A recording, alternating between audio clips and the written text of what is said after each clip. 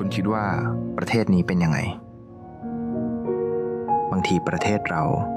อาจจะมีสิ่งที่เรียกว่าปรสิตซ่อนอยู่มันคอยกัดกินพวกเราอยู่ร่วมกับพวกเราทั้งปัญหาแก๊งสแกมเมอร์สินค้าทะลักจากต่างชาติธุรกิจเล็กถูกรังแกวันนี้คุณเองก็เปลี่ยนแปลงสิ่งเหล่านี้ได้คุณทำให้ประเทศนี้ยังมีความหวังคุณทำให้ประเทศนี้ยังมีอนาคต